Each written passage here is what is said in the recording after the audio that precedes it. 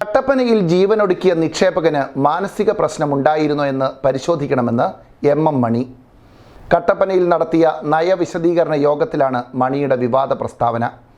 സാബുവിൻ്റെ മരണത്തിൽ പാർട്ടി നേതാവായ VR സജിക്കോ CPMനോ ഉത്തരവാദിത്വമില്ലെന്നും അദ്ദേഹം പറഞ്ഞു.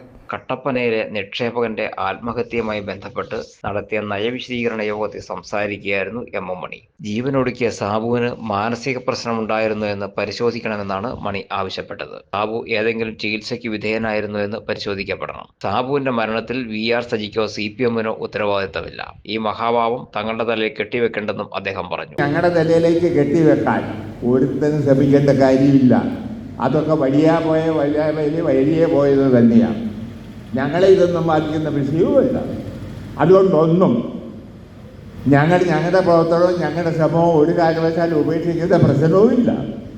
അതുകൊണ്ട് ഞങ്ങളെ ചുമ്മാ പറഞ്ഞ് ഉമ്മാക്കി കാണിച്ച് പേടിപ്പിക്കാമെന്നൊന്നും ആരും കരുതേണ്ടതില്ല.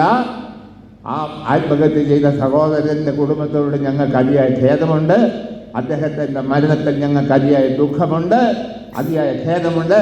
അദ്ദേഹത്തെ മരണത്തിലേക്ക് നയിക്കുന്നതിൽ കമ്മ്യൂണിസ്റ്റ് പാർട്ടി മാർക്സിസ്റ്റിനോ VR സജിക്കോ ഇടതുപക്ഷ ജനാധിപത്യ മുന്നണിക്കോ ഒരു പങ്കുമില്ല, ഒരു പങ്കാളിത്തവുമില്ല എന്ന കാര്യം അസന്നിഗ്ധമായി പറയാൻ ആഗ്രഹിക്കുക. സ്ഥാപനം മുടിച്ച് തേച്ച് കഴുകിപ്പോയത് കോൺഗ്രസുകാരാണ്. അത് നന്നാക്കിയെടുക്കാൻ ശ്രമിക്കുന്നു എന്നൊരു കുറ്റം മാത്രമേ തങ്ങൾക്കുള്ളൂ എന്നും അദ്ദേഹം പറഞ്ഞു. സാബുവിന്റെ കുടുംബത്തോട് സഹാനുഭൂതിയുണ്ടെന്നും മണി കൂട്ടിച്ചേർത്തു.